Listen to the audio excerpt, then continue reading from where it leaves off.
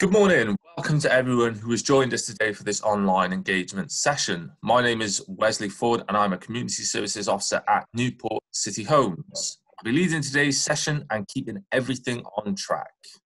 Before we begin, to make you all aware, this session is being recorded. The recording will be made available on our website for residents who aren't able to attend today. You will also receive a copy of the recording after today's session in case you'd like to check any of the information you hear today. Before we make a start, can I please ask that you do not place any personal information such as your address or contact number into the chat box. This is purely for data protection purposes. As many of you will know, in February, we carried out our telephone surveys with residents to give us feedback about their homes and community. In these sessions, we told you that we're looking at 3 options. This is something we're going to look at in more detail today. We expect the session to last for the full hour. We'll answer as many questions as we can and then collate the Q&As we've had for circulation. In this session, it's really important that everyone has the opportunity to share their views and provide feedback. Please be aware that some people may have different opinions to you, and we want to hear from as many of you as possible to share your views. In line with our community guidelines, please be respectful and use appropriate language, as this can be seen by other residents who are viewing this recording or here today. Normally, we'd want to get about in the local community so you can speak to us face to face, but unfortunately, this is not possible at the moment because of COVID. So we've been trialing a new approach with these online sessions. We're asking that everyone keeps themselves muted whilst we present the information to you. We really want to hear your views today. We're asking that you do this either by using the chat box, or if you want to use the raise your hands facility using the reactions box. We'll invite you to unmute yourself and ask you to then voice your query. Okay, so I would like to introduce you to members of the project team who will be talking to you today. So Rachel, over to you. Good morning, everyone. My name is Rachel George, and I'm the Head of Regeneration at Newport City Homes. Thanks very much, Rachel. And next up, we have Prav. Good morning, everyone. My name is Pravin De Salva, Development Manager for Newport City Homes. Thanks very much, Prav. And next up, we have Simon. Morning, everybody. I'm Simon Crockford. I'm an architect from Hammond's Architectural. Thanks very much, Simon. As planning consultants are also here, so we'll be able to answer any planning queries that you do have. And there are also other members of the project team that are here today. They're here to listen to your feedback and help answer any of the questions which may come up later on in the session. So during today's session, our aims are to update you on the survey work we've been carrying out, share the views we have had from you about your home and local area, talk through the options we have developed, ask you for your views, and answer any questions you have about our work. If you have any questions which aren't answered today, we'll also be sharing a feedback survey after the session, along with our contact details for you to contact us directly. The session is focused on the work that we have been carrying out in your area over the past few months, and we really want this to be an interactive session. If you have any questions about Newport City Homes that aren't a part of this project, like questions about specific repairs or other queries in regards to your property, we'll share ways in which you can contact us towards the end of the session. I'm now going to hand over to Rachel. Thank you, Wes. Hello, everybody. Thank you very much for spending your time watching this recording and being part of our engagement about our work in your area. We've been looking at your homes and your blocks because they might need some investment in the future. One of the key issues that we have identified about your homes are the layouts and fire safety, which we will talk about in more detail. Also important to Newport City Homes is meeting Welsh Government targets for zero carbon homes, which is something else we're going to be looking at as part of this work. Simon's going to talk us further through the options in a short while, though for now, I'll hand you over to my colleague Pravin. Thanks, Rachel. As we previously mentioned, we have carried out different surveys to understand the issues and to help develop options. The newsletter you receive includes the type of surveys we carried out in your area. Based on the survey information, we have identified some key issues, such as the kitchens and bathroom layouts don't comply with the current size guidance from the Welsh Government. Some cracking has been identified in internal and external walls of the blocks. Damp has been identified in several properties, so further damp service is commissioned. Layouts do not meet the current fire and building regulations because when in the bedroom, the exit is through the living room. It is a high-risk location for fires. Our current program improves existing arrangements. However, we're looking at whether we can really solve the problem by looking at other options for your homes. The current energy ratings are either EPCC or D, which means the thermal performance is mid-low and homes may need a lot of heating. Since the online engagement session back in February, you made us aware that there are mixed feelings about your homes and the local area. 67% of you told us that either you're very or extremely satisfied with your home, with 33% of you not being satisfied with your home at all. The main dislikes include the size and layout of your property, lack of parking, a lack of a garden, etc. Thank you. Over to Simon from Hammond's Architects. Thank you, Prav. So obviously we've been asked by NCH to look at coming up with options for the properties along Dickens Drive and Kipling's Hill, which we've done so in terms of looking at the constraints outlaid in the site conditions, as well as the results of the survey and consultation so far with residents. So next slide, please. So this is the existing house stock on the site. Obviously, you will know this well as residents. It's a very distinctive post-war housing construction. It's single-person flats. It's one on top of the other, first ground floor and first floor with access to the rear. The properties are showing their age, I think it's fair to say, and there are obviously a lot of issues which have come out from the surveys with residents, which we would look to address in the options going forward. Next, please.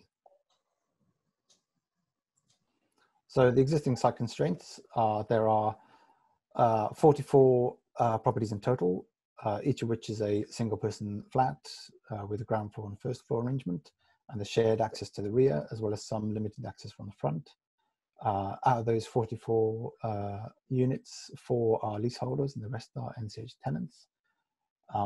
The arrangement of the apartments is along the frontage of Dickens Drive and Kipling Hill, as well as a small infill arrangement between the end of the Dickens Drive blocks and the small cluster of shops on Gare Road. The changes in level across the site are quite distinct. From Ben Jonson Way down to Dickens Drive, there's a substantial change in levels sloping downwards, which then leads on to the fact that some of the access to parts of the site and for residents is stepped access only, which need to be addressed. And obviously there's no parking provision either because of the way the steep site comes down to Gare Road, sorry, not Gare Road, Dickens Drive. So obviously there's no parking provision other than on-street parking currently. Okay, next slide.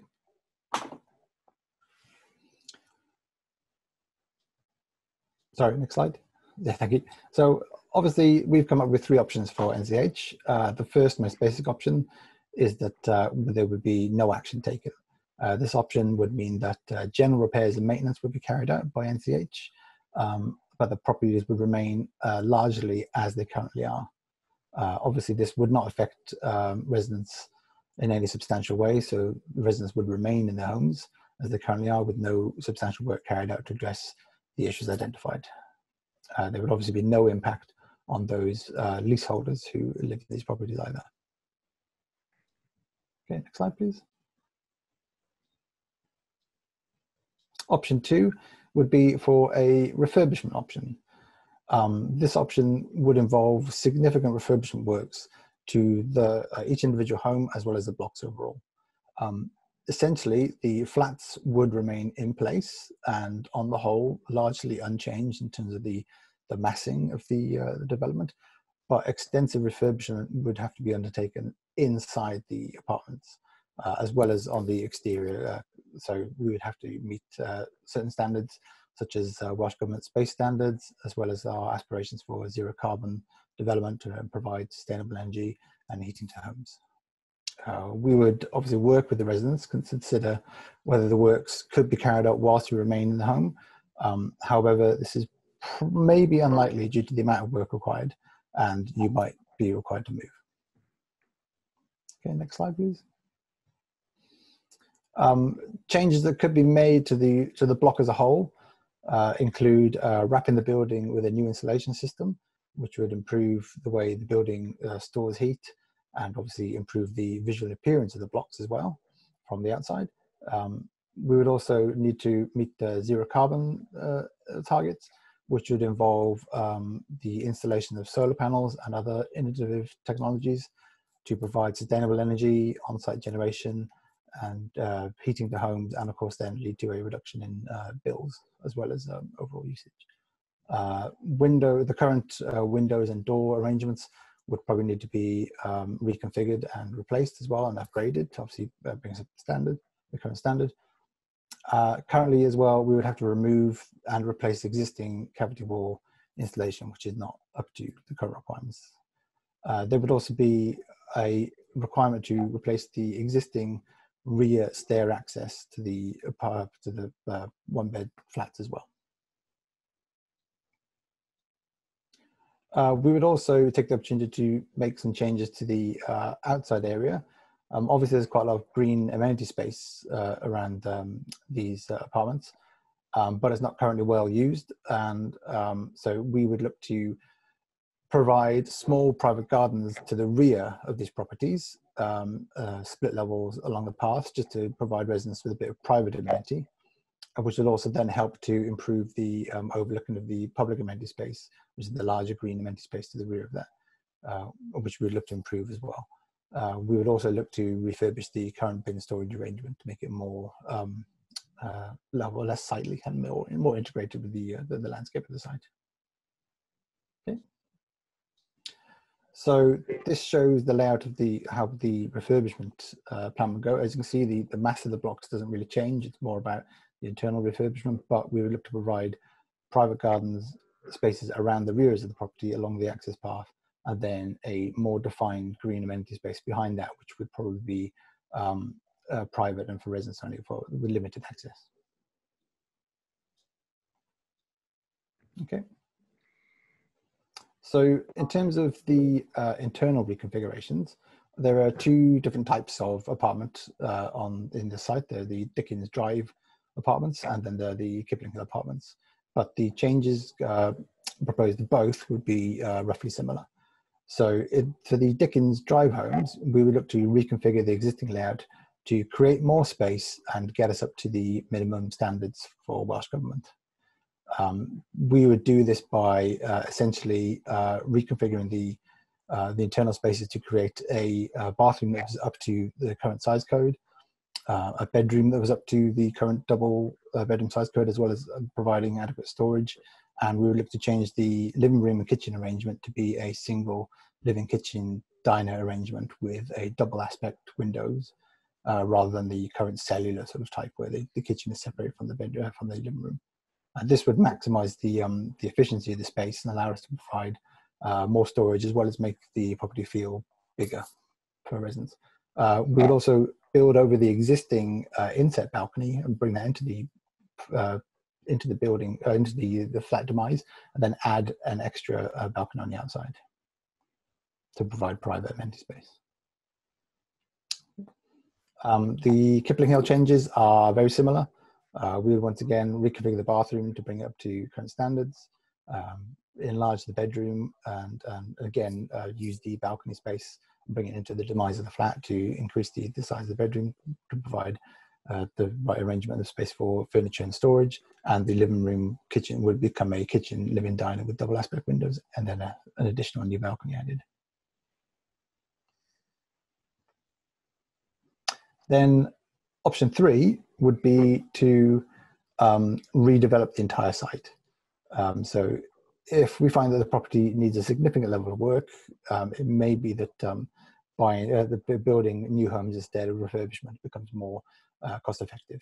So in this option, if this option is taken forward, we would look to demolish the existing homes on the site and build new homes. And obviously, in this case, you would need to move to a new home that meets your needs. So option 3, the key aspects of option 3 are having looked at the site and analyzed the conditions that exist there, and obviously wanted to maximize the number of units as well as create a sense of place and an enticing environment for people to live in. We would suggest that the demolition of all 44 one-bed flats and the creation of a number of new homes, larger new homes and of better quality. The initial mix we have now may well change with discussions with the residents, but on the whole, we would look to create roughly 4 three-bedroom houses and 8 two-bedroom houses, and then 24 one-bed flats and 6 two-bedroom flats arranged around the site. We would also look to incorporate sustainable drainage options, again to reduce the risk of flooding on site, as well as provide a nice landscaped sort of treatment to the area. And we would also then provide secure bicycle storage as well as bin storage as well. Parking spaces, we would also look to introduce parking into the site if possible, in line with NCC parking standards. Homes, again, the new homes, just like the refurbishment option, would all aim to be zero carbon, meaning that they would meet the highest energy standards possible with renewable energy created on site and leading to a reduction in bills for residents. So, and again, this is the initial layout that we've come up with, considering the constraints of the site and the resident feedback. Obviously, this is subject to change with more discussion and consultation, but roughly speaking, we would follow the current development line of properties bordering onto the perimeter of Kipling Hill and Dickens Drive. There would be a cluster of houses in the southern end of the site, where we would then use the current amenity space in the background to provide private gardens for the houses. And then as we proceed north along Dickens Drive, that would turn into one-bed walk-up flats in the middle, where we get this the slightly tighter pinch section. And then we would also add a block of flats onto the end of the current block of shops on Gare Road by reconfiguring the rear service access. We would also then provide, as you can see, parking along the road, so we'd try to provide off-road parking for residents in this area, and then also try to introduce more step-free access and ramping.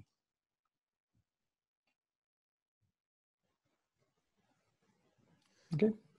Thanks very much, Simon. Some really good information provided there. So what we're going to do next, I'm going to hand back over to Rachel so she can talk to you a bit more regarding the possible impacts to tenants and leaseholders. So Rachel, back over to you.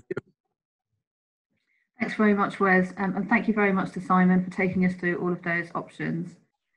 So in terms of the possible impact of them on residents and on leaseholders, looking back at option 1, do nothing, as Simon said, this would involve cyclical maintenance works only and day-to-day repairs that are already carried out. So in this option, there would be no impact on tenants and leaseholders. You would remain as you are in the homes as they are. In terms of then option 2, refurbishment, the impact of residents. Now, Simon illustrated the amount of work that we could be doing. Now, depending on the amount of work that was carried out under this option, it may mean that we needed to rehouse you. And depending on the work that we do, that may need to be on a permanent basis, or it may be on a temporary basis. In any scenario, if we were looking to rehouse you, it would be to a home that meets your needs. So if you wanted to stay in the home that we moved you to, you would be able to stay there because it would meet your needs. If you're a leaseholder in the refurbishment works, we don't usually include leaseholders in our refurbishment works generally. However, if there were works that you wanted carried out to your home, you may be able to opt into the work that we're doing, so pay for them, and then we would be able to carry them out for you.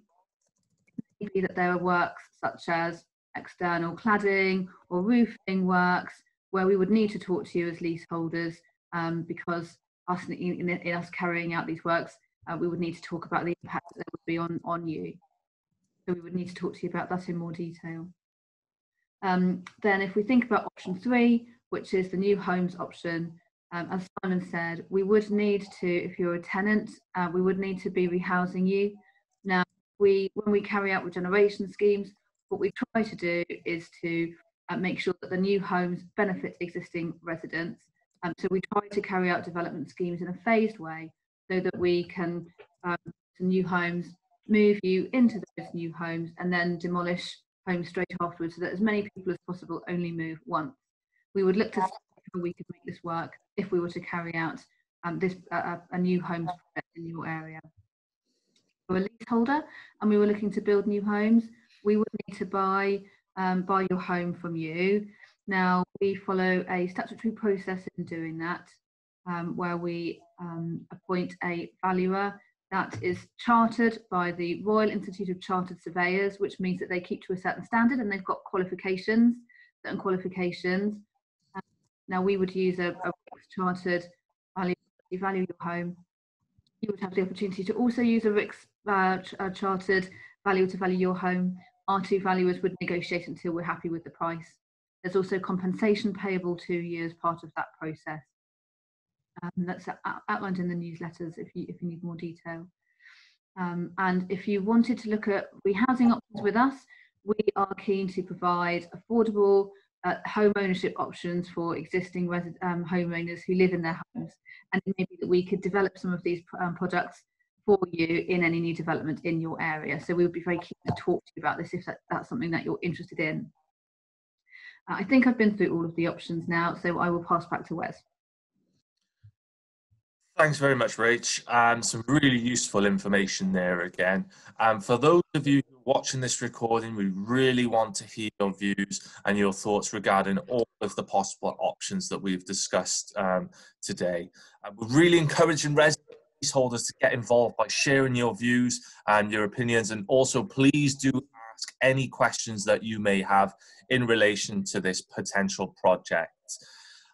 We'll be sharing contact information shortly, which will provide you with ways in which you can get in touch with the project team. As I said, please do not be afraid to ask the questions. We've got a great team on hand ready to answer any questions that you may have. So I really do encourage you to get involved, and yeah, the contact information will be available shortly, okay? So I'm now going to pass back over to Rachel for the next steps. Thanks very much, Wes. So in terms of next steps, we have this current consultation open with you residents. Now we have got a survey that's open at the moment. It's either accessible online through our website or on your newsletter. If you want to do the hard copy, you can post that back to us. We're asking please for responses by the end of Friday, the 2nd of July, because that will be to make sure that can contribute to our report that is being put together about the options. We have this consultation that's open at the moment. We'll be taking the options and any feedback that we have from residents back to our board in late July, that they can review the options and we can get a sense of direction for the way forward. Now, once we've had that session with our board, we will come back to you, and we're looking to do that in August and September so that we can update you on any next steps following this options appraisal. Back to Wes. Thank you very much there, Rach. And so, as I said previously, I'm going to sound a bit like a broken record here. Please do get involved, do contact us, ask any questions that you may have. Please share your views. We are very open to feedback. We really, really want to take this very seriously, so we'll be taking everything that you do say on board. So we're coming to the end of today's session, so just some final information for you before we finish. We really hope that you found the session helpful to understand the work that we are carrying out, and thank you very much for taking the time to give us your feedback on your home and your local area. As we discussed, we will share this information with the Newport City Homes Board when they consider how we should proceed with work in your area. The recording of today's session will be available on our website in the next few days if you'd like to go back and listen again, or you should also receive a copy by email also. In the meantime, if you want to get in touch with us, as I said, please do get in touch with us if you want to share your views or ask any questions. We really do encourage that you get involved. Please use the contact details that will be listed on the screen shortly and that are also listed in your leaflets. So just next slide, please. Thank you very much. So the contact details are as follows. So my name is Wesley Ford. I am a Community Services Officer at Newport City Homes, and my contact number is 0133 227 614. You can also contact my colleague Kelsey Cantello on. She's also Community Services Officer at Newport City Homes, and her contact number is 01633 227 637. Alternatively, if you would like to contact us by email, this is also available. You can contact us at community@newportcityhomes.com, all lowercase. That's community@newportcityhomes.com. This could be if you have an individual repair, or that you'd like to discuss anything further on the project, or if you'd like to talk about anything else that you've heard today, or ask any further questions that you may have after this session. So we're on to the next stage. Just before we finish, we'd like to understand if this session has been useful for you, and if you'd like to attend online sessions in the future. If you want to email us with your thoughts and your views on the recording, if you would like to see any recordings that are done in the future, please do get into contact with us via email. I'm sure we would be able to facilitate these moving forward. So that's it from us for today's session. Thanks again for giving up your valuable time to join us and watch this recording. We really appreciate your feedback. We look forward to speaking with you again soon, when we will have more updates to share. Once again, thank you for your valuable time. Please take care and stay safe.